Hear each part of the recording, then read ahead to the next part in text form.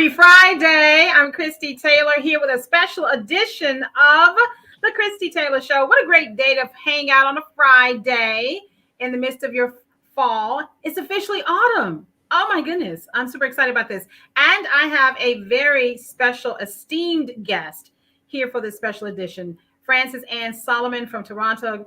And of course, you are a globetrotter, and I have so many questions. Oh, I know you can't spend your whole afternoon with me, but just know that I am very honored to have you here on the Christie Taylor Show. Thank you for being here. Oh, thank you for having me. Thank you so much. Now, I have had the pleasure of dibbling, dabbling in media, music, and now finding my entry into film.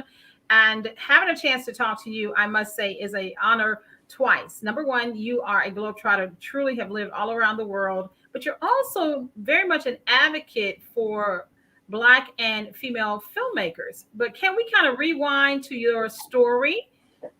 You are Caribbean, but yet you got some UK and you're Canadian. Just give me the story. Well, I was born in England.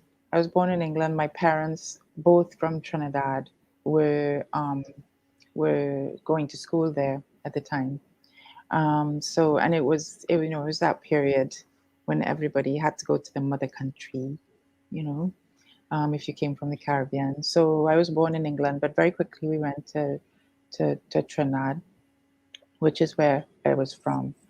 My grandfather was one of the architects of Trinidad independence. Sorry, fly. And so you said your grandfather was one of the architects of Trinidad's independence. Whoa, so we're talking 50s and 60s. Exactly. Yeah. Wow. So yeah, that was all around the time that Africa became independent as well. All those African nations, the Caribbean countries became independent. So after independence, he was in the government. He was the deputy prime minister of Trinidad, and when he left the government, he became a diplomat and was traveling around the world. And so we traveled with him, which is another story. But my early years were spent traveling as a diplomatic child, which is sort of like being a gypsy, they say, but well off. A gypsy with papers. With money and papers, yeah. A passport. And living, in all kinds of different places for very short periods of time. So that really formed my consciousness. There's a word for it, which is third culture kid. Third culture kids? Yeah, children who are raised. I mean, it's kind of an old concept now, because I think children growing up now have a much bigger sense of the world through the internet. But at the time, if you grew up outside of your culture, like army brats or diplomats or gypsies, in fact, if you're outside of the main culture, then that's its own culture, So they call us third culture kids. I like that. Yeah, well, it helped me a lot actually learning that concept, because it helped me to understand myself in relation to, culture, and so we traveled a lot all around the world. But when I was 18, I moved to Canada to live with my mother, who was separated by that time, and so that's how come I have a foot in lots of different places. Wow! So I see myself as a Caribbean person. Now, what exactly, based upon, because I'm in the beautiful city of Memphis, Tennessee. We are in what we call the American South, the Delta. So for us, we have specific ideas of what culture is for us. But for you as a Canadian, but yet you're claiming the Caribbean, give me an understanding of that. You're a third culture kid, but you're feeling very much rooted in your Caribbean historical. So explain that to me. Well, Caribbean people came from all over the world. They came from Europe, obviously. They were indigenous people. There were also huge, a lot. That was the core of the slave trade. Correct. So most of the populations of the Caribbean are Black, Okay. African descendants. And then after slavery ended, then the colonizers brought in Indian people and other kinds of indentured laborers. It was called indentureship, but it was another form of slavery. So you had people from the South Asian continent, and then Chinese people, and then you had all kinds of other immigrants who came to the Caribbean. Okay. And Caribbean people also tend to travel out a lot because, apart from the indigenous people, everybody came from somewhere else. Yes. And so there are huge populations of Afro and Indo and Chinese Caribbean people in the US. New York has an enormous Yes. population, Exactly. but also Philadelphia. And there are pockets all over the United States, all over Canada. There's a massive population here in England, in Europe, across everywhere that Caribbean people came from and go to is the Caribbean diaspora, really. So Now, how does that pair with the African diaspora? Because, of course, as you said, the transatlantic slave trade stopped in the Caribbean first, and then would, sell their enslaved Africans up the ocean, hit the colonies, and of course, the Delta was definitely where a lot of what historically has been noted. Of course, it was throughout the country, but how does the Caribbean diaspora pair or is different from the African diaspora? Well, I think it's been a journey for Caribbean people. It's just in the last few years, I think, that the Caribbean has actually been consciously connecting with the African continent. Oh, okay. Yeah, I mean, even though huge people came and were just dumped there, it was almost like, well, it was kidnapping, right? I Yes. don't know how you guys connect, but it was kidnapping. We were kidnapped and taken Yes. to another place. And, traveling to, for example, Ghana, I find that there's like this unhealed wound, this Yes. unexplored wound in a way on both sides of the Atlantic. Do you know what I mean? Because we never had a chance to really reflect on or grieve or really talk about or anything that crime against humanity. That is Essentially, correct. we were then immediately kind of covered over with colonialism, right? And told that white is right and that we were a little bit less than human, and that we always had to aspire to be. Sorry, I'm so sorry. That's all right. You talk. You are a canine who wants attention. I'm so sorry. That's going to take the dogs. Oh my goodness. My audiences, I am so sorry. Okay. You're fine. You're fine. I love it. All right. So you're going to take them? Yeah, she's taking them. Oh, Sorry. excellent. So, as you said that, well, I can say this on my end. On my end, I can tell you that on my end, we have, like yourself, for those of us in the Caribbean or in the American South, as in with the American South. Um, okay, let's just hit the unmute one more time. Unmute the mic. No, that's fine. Okay, I'll yeah. just mute it if they start. Oh, okay. So, as in with the American South, oftentimes we don't have an opportunity to even understand the broader vision. And yes, kidnapping, all the atrocities against humans, we do count that. And for those of us, I guess, in the last 20 years, since we've all traveled, I guess, more globally, we are finding our way back to the continent. We are finding, as we live in other places of the country and the world, that the conversations are the same. And I think it's reflected in our music now. It is becoming more reflected in our art, which, of course, filmmaking is part of that storytelling. So that's very Exactly. interesting to me. Yeah, Yeah, definitely. and I feel like you're right. That's exactly what it is, that the conversations are identical. So, for example, my last film, Yeah.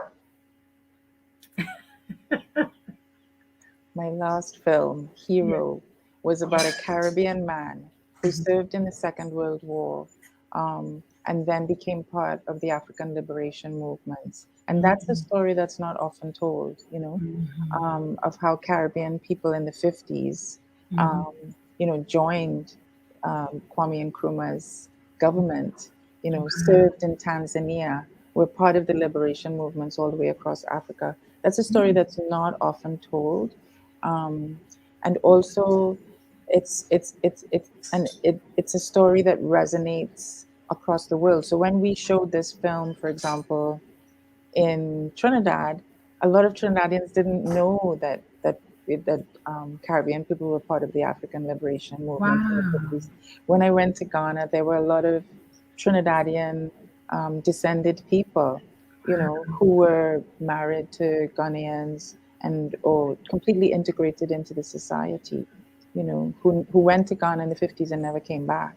Wow. When I showed it in America, a lot of people said, I was there too, you know. Wow. Yeah, it was very poignant to me when I showed it in England, the same thing. They were like, yeah, I remember my aunt who, Yes. did this and, went. So either people, globally were Mm-hmm. part of that movement in the Mm-hmm. 50s and 60s. And this is just one story, right? One story, and Or that's hero. Wow. or their aunt, their uncle, somebody came up to me and said, my father went to Tanzania. He was there when, my central character in my film was there in Tanzania in 1967 as Mm-hmm. part of Nyereri's government. But I never knew what he was doing there at the time. And so you've given me a piece of my life, but because we're living in our little silos, Yes. Caribbean, you know, African American, UK, Black British, those in Africa.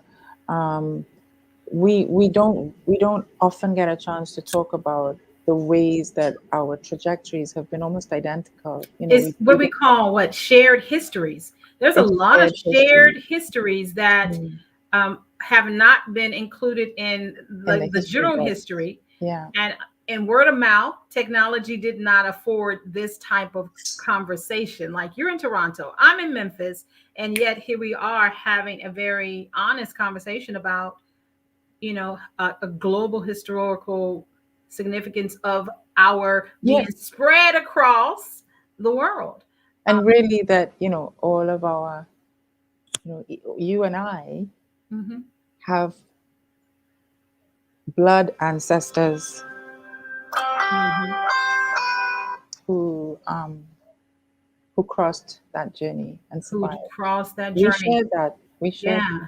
And that's part of the beauty of being an artist in this time.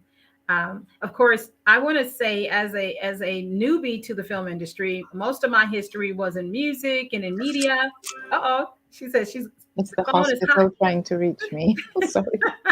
I said my history was more, as far as entertainment, was music first. Then I got into radio, and now in this space in the digital TV world. But I still have a very strong, I'm a produced screenwriter, but I haven't been able to delve all the way in.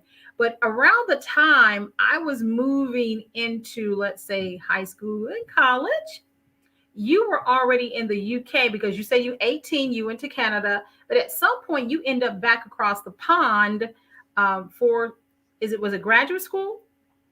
I did graduate school and then I joined the BBC. So while you were in the UK, that would be in the 90s, in the 1990s, and during that time, I believe I was a college student, then hanging out in Detroit around musicians. But you were blazing, I mean, a hot trail in the TV and film industry. And for this purpose, I'm just overwhelmed by the fact that I'm sitting with someone who literally blazed a trail. Can you talk about those early years, the 90s, when you were really like at the apex of television and film? Well, it's interesting in the 1980s and the mid 80s, I moved to England. Um, there was like a call. There was a they had their George Floyd moment, or a one of their George Floyd moments. There were riots in England, race riots, Mm. um, in London. Manchester, Birmingham, Wolverhampton, all up and down the country again, because they'd had them in the 50s already. But anyway, So and can I park there for a minute, Francis yeah, Ann? For those who want to understand a lot of the conversations, what we're talking about are cycles, because we do understand, as you say, for us, emancipation in the colonies, that's independence, parallels with independence, let's say in the Caribbean, or the independence movement in Africa. That was our civil rights movement. So we're all sharing stories and histories and kind of timelines. But now here we are in modern time, 20th century, and we've emerged from this independent civil rights movement into the 80s and 90s globally, thinking like, yes, we are finally making way. And we have that backlash that happens in the 80s and 90s. Here, we were having the crack epidemic, very bad, from one end of this country to the other. And you're saying in England, what was happening? well, it was just like a pressure cooker. I'm not sure that racism had ever been addressed in England up until that point. So it just exploded into riots in the streets of Brixton, Handsworth, Wow. Birmingham. Black people, Caribbean people mostly, who lived there, just who had come over in 1948, the 1950s, just exploded. And the country underwent a reckoning. And so I was approached actually by, I'm proud to say, I was approached by a woman who was the first Black governor of the BBC. She was appointed as first Black governor of the BBC. And she was headhunting certain people to come and work inside of the corporation. So, I mean, that we had a reunion the other day where some of us were talking and said, "Oh, you too." She picked you too. And she just moved our careers forward. But anyway, I got a job at the BBC, which was like a complete miracle, in the drama department, which was my background. I was trained in theater. And then from there, I did the 2-year production training program, and then went into radio drama and then television drama. And I went into spaces that were so white. You can't even, and I came from the Caribbean, right? I grew up, my grandfather was the deputy prime minister of my country. So I was very outraged by these environments. Everybody who I worked with went to Oxford or Cambridge, and my communities, the people who I was, who I am, are Black people, So I guess I was put there to do a job, and I did it. I was hired to help bring about a transformation in the corporation, and so that's what I did. I was quite young, so I didn't know, like, I would not be able to do that now. I think I was young. I was in my late 20s, through my 30s. So I did a lot of work through the BBC, through BBC radio drama, through BBC television drama. I became an executive. I was an executive producer in BBC drama, single dramas and films. And I made a number of feature films, produced, directed, and crewed with Black people and people of color. And then the whole thing shut down, So we began the cycle all over again. Yeah. I believe one of your American contemporaries would have been Spike Lee. Well, yeah, that was the era, really. There was I think, while what was happening in England, which was a kind of reckoning in England specifically, on the other side of the Atlantic, you had I think the reckoning created by the Rodney King. Yes, the Rodney King. I think that's what did it, and just opened everything up. It was all of a sudden. That was the trigger. That was the trigger, and there was a reckoning also in Canada, because I used to come back and forth because I've been, so there were all kinds of opportunities that opened up for us to bring about change at that time. And it was you felt like you were doing something. Yeah. That was the sad part. because It's so interesting because some of us who grew up, like I graduated in 1983 from high school. So a lot of my formative years was greatly impacted by the music, the TV shows, the art of the late 80s and the 90s. I mean, to this day, we are still like the 90s rule, the 90s, the it was a good 70s, 80s, and time. It 90s. was very, very interesting. Yeah. So, can you just give us an idea of your resume, the type of work, because a lot of your acclaimed work was during that was created during those years. What are some of the things that we can Google later to show the celebration of who you are in your work? I was a producer at the BBC, so I produced a number of feature films, which can be looked up on. Speak Like a Child by John Acumfra, um, a film called Flight. Six feature films I produced at that time. And I also created all kinds of jobs for people and brought people Wow. into So the you were a company. job creator. Yeah. I thought of myself, I wanted the world that I was working in to Mhm. look like Mhm. my world, to look like me. Wow. So I set that as my goal. I didn't realize it wasn't possible. It was possible. It definitely was possible. Now, tell me this, Francis Anna, because every time I think about you, and I haven't done an exhaustive study, but I have kind of like, went into some of the spaces where I could find out about you. And you just remind me by spirit of Debbie Allen. I mean, because she went across so many different genres of expression that in many of the ways that would she have also been someone that you would have paralleled as well as far as the work? I know Debbie Um, may be a couple of years I think older, she's a little bit older, yeah. but I think particularly when she moved into television and film, from Fame to Amistad. I mean, a lot of that, which was one of my favorites, was in that same period of time too. John Singleton. It was just so Love Jones, which is one of my favorite romantic films of the time, was made out of that period of time. But then you said it all ceased, and so we're talking on this side. 99, It was in the early 2000s. 2000s, yeah. Yeah. It just shut down. And then we had like 20 years of sleep. So we are literally I living won't, the same realities. I hope not, We like, actually, but the truth is that in many cases, for some people, the music industry, media, um, television and film, there was like a whitewashing. And it took the rise of Barack Obama to kind of research some of that early.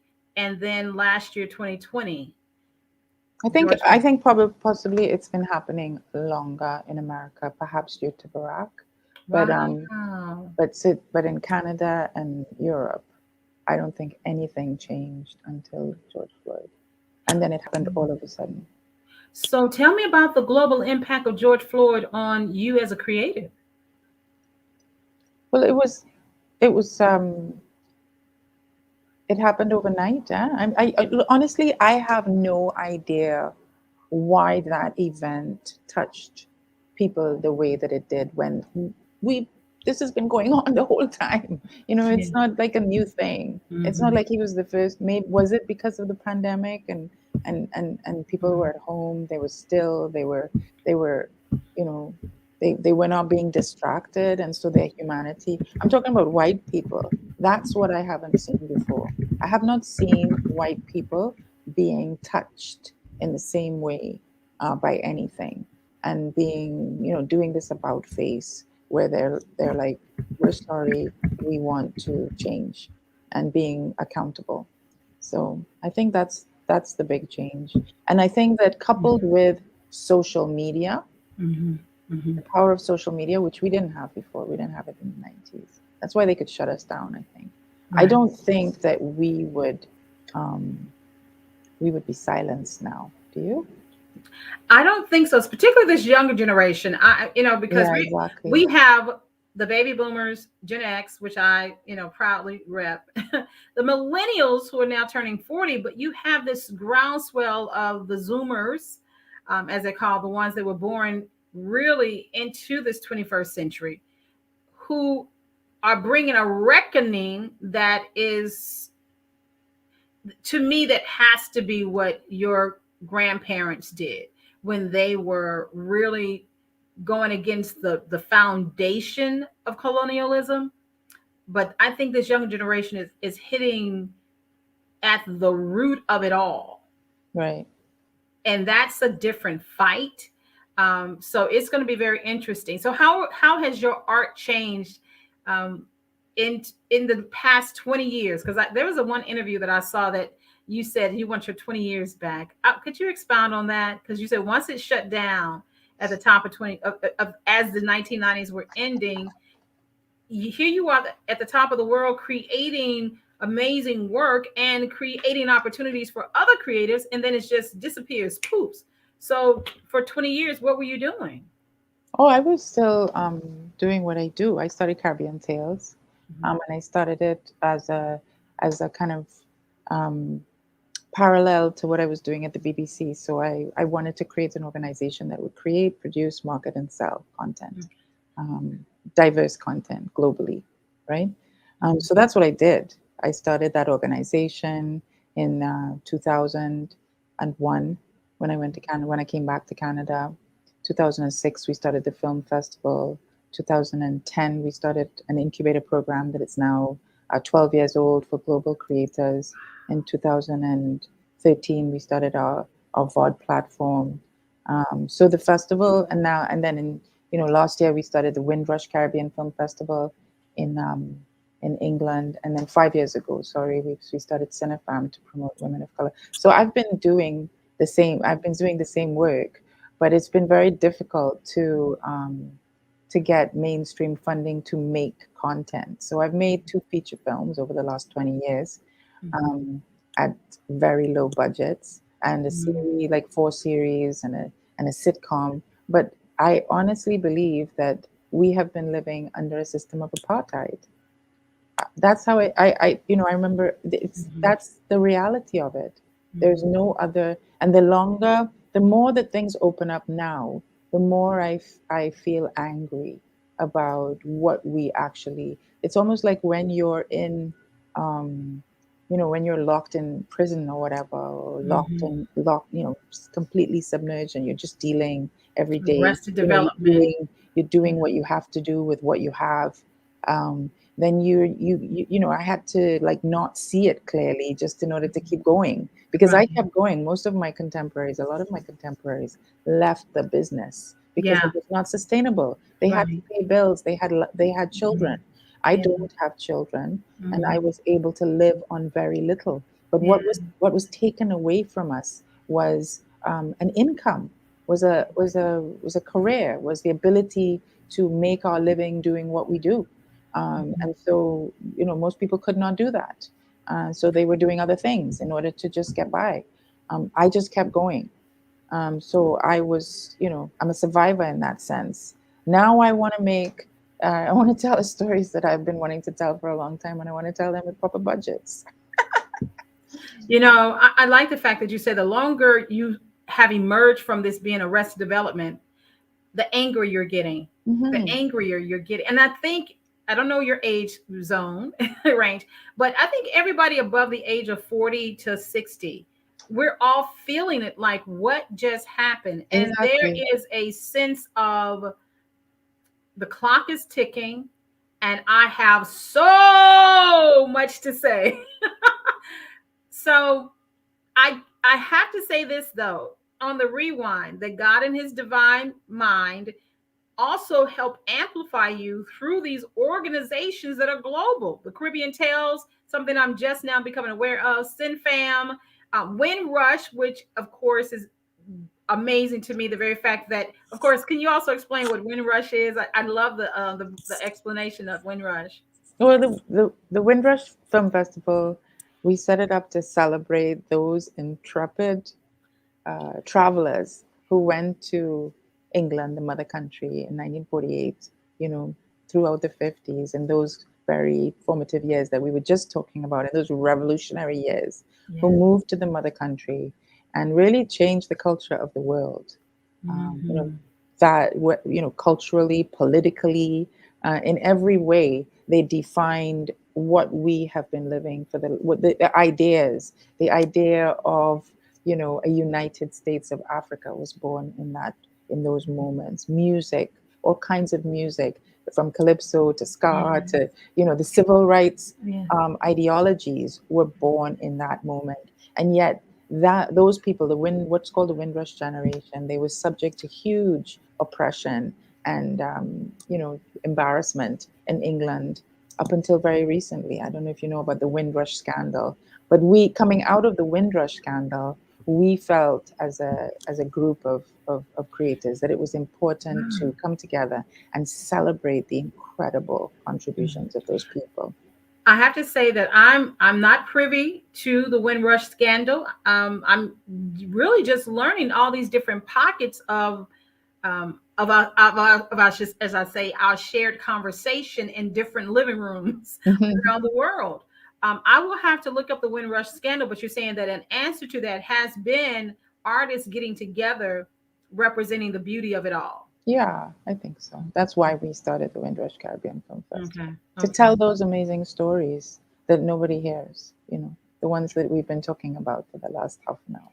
The last 20 years, stories to be told. Now, in a couple years ago, when we were having our reckoning in the industry about Oscar So White, there was a global, I guess, surge of creatives across the country and the world who were brought in to help answer that. And you were one of those people who was invited to be a part of the Academy.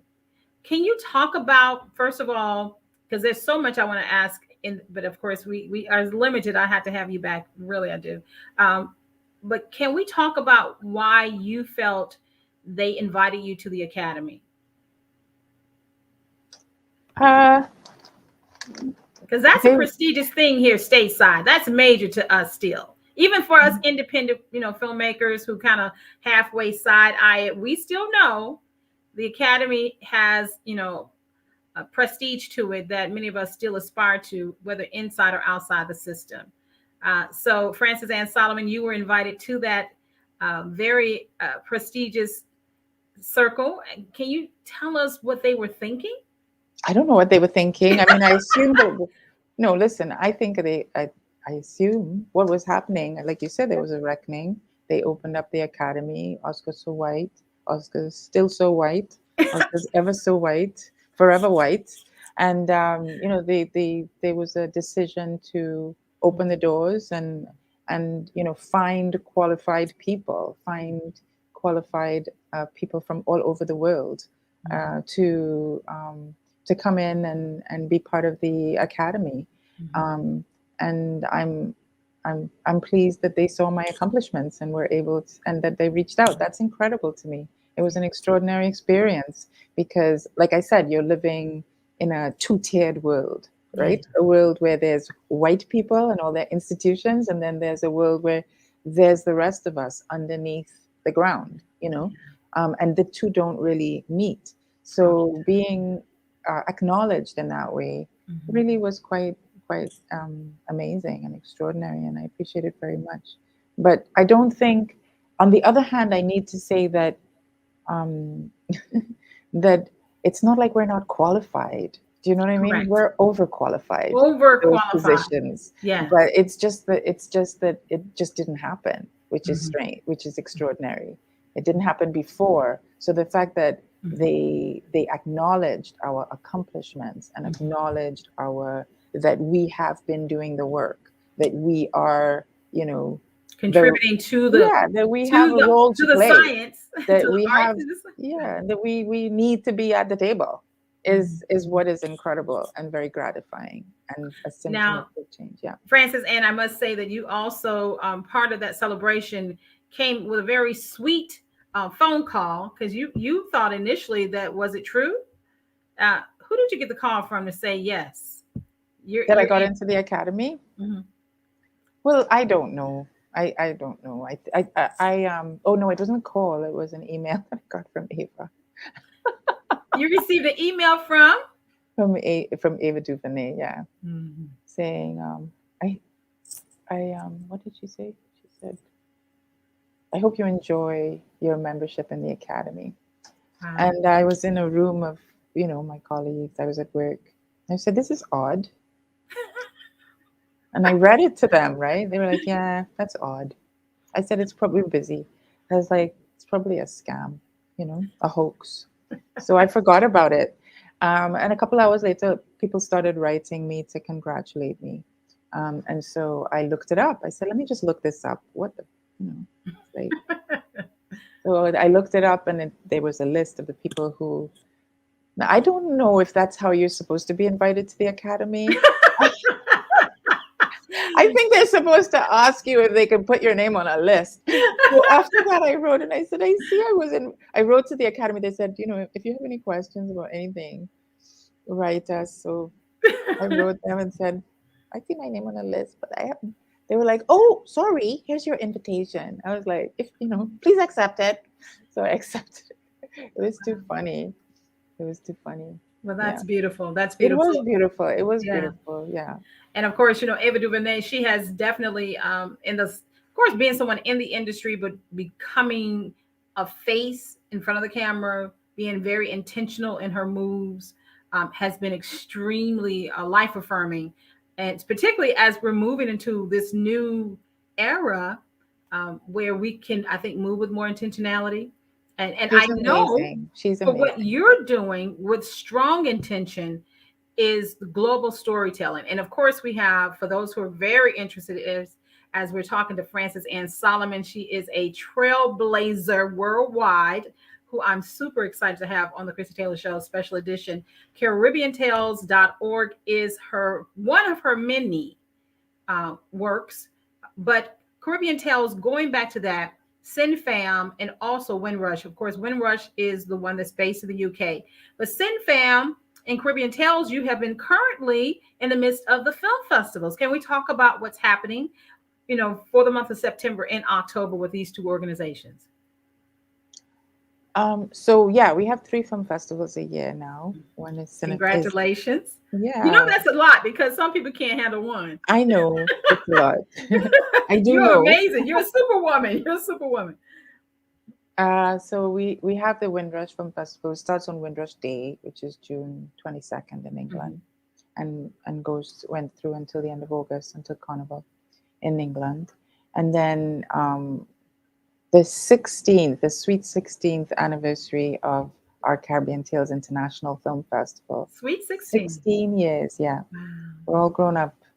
And so that closes tomorrow night. That started in July and closes tomorrow night. Okay. All of these have been virtual the last 2 years, Okay. but showing the best films from the Caribbean, diaspora, the world, the voices of the Caribbean all over the world.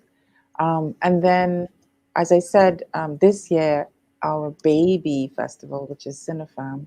CineFAM is a Haitian Creole word, which means films by women. Oh, okay. And this year, our theme is limitless imagination, Ooh. which is wonderful. I love the theme.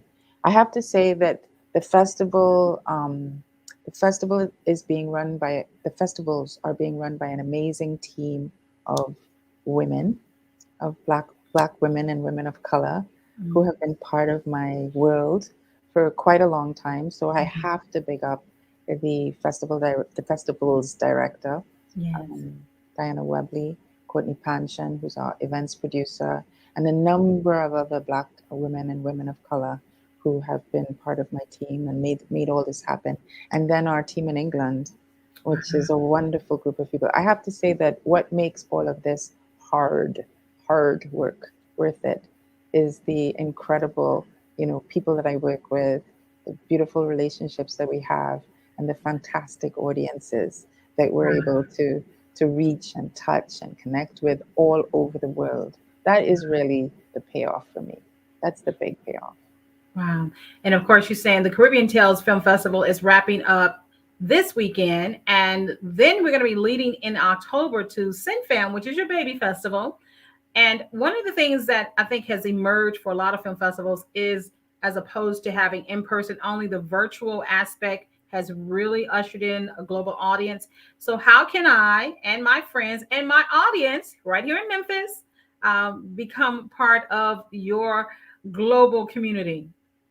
So you go to our VOD, our proprietary VOD platform, CaribbeanTalesTV.com, Okay. CaribbeanTales-TV.com, and you can sign up for all our events as well as to view our extensive catalog of work that we've curated over the last 16, 20 years. It's wonderful. We have a big library, more than 300 films, all of which are accessible online at CaribbeanTalesTV.com. All right. Let me see if I can get that on the screen. Caribbean. You say Caribbean, but you That's saying okay. Caribbean. You can say Caribbean. Caribbean. But how do you pronounce it? Let me see if I can get it up here real quick. CaribbeanTales-TV.com. TV. Okay. .tv.com. No, -TV.com. Okay. CaribbeanTales-TV.com. All right. Let's see if I got this. I'm trying to multitask here, ladies and gentlemen. Let's see. Is that it? Is that it right there, Francis Ann? Let me see. I can't see. Okay. I have CaribbeanTales.tv.com. -TV.com. Okay. -TV.com. So I need to spell DOT. No, CaribbeanTales-TV.com. -tv.com. Yeah. I'm going to correct that right here live. I very seldom do a live show, but this feels really good. And I like the fact, thanks to everybody who has been hanging out with us. Thank you, Sandra. Thanks to everyone who's been just passing through. Of course, this is available also for the replay. Be sure to check out CaribbeanTales-TV.com. She said you have an opportunity to become a part of her global community. I'm super excited. I would love to have you have some additional talks here in Memphis, because we are sandwiched in between, of course, New York, LA has always been, the hubs. Atlanta, which is southeast of us, has definitely been coming into play as the new Hollywood, or the Black Hollywood for some. Tyler Perry has a studio there, as well as those other established ones that Marvel has been using.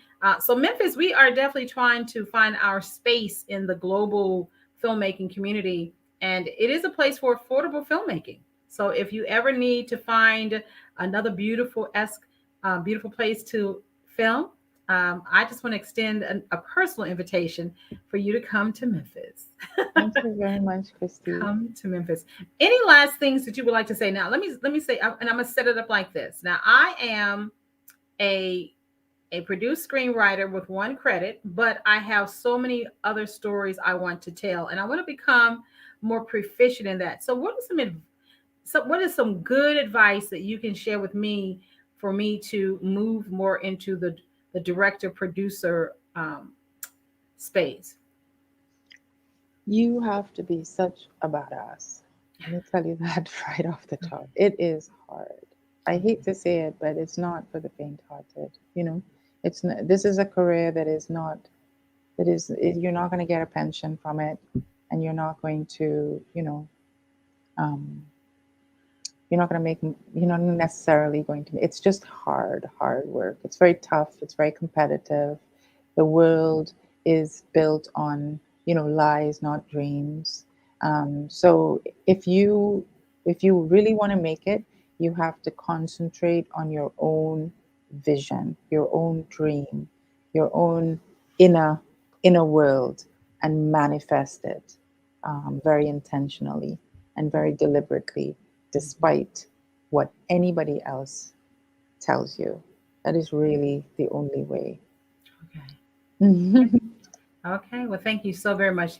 Last but not least, I want to give a shout out to you for one of the movies, and I'm purposely putting this back on Solo so that they can see your movie poster. The What My Mother Told Me, I understand, is also an amazing project that you did that has had a cultural impact. And thank you so much for your voice, and thank you for being a guest here on the special edition of the Christie Taylor Show. Thank you so much, Christie, and thank you very much for your patience with all the various distractions that have come through. I'm very grateful. But this has been a nice Friday vibe. We are good. For everybody in Memphis, just say, hey, Memphis. Memphis. Yeah, we got to get you down here now. I don't know what your dietary style is, but down here they eat a lot of swine, but they also have a lot of good soul food. We have all kinds of, if you like African cuisine with a southern twist, yeah, just I'm come on right my here. way. I'm on my way. All right, then. Well, thank you so very much. We Thank you very appreciate much. you. Everyone, this is Frances Ann Solomon, the founder of CaribbeanTales.org, also CineFAM.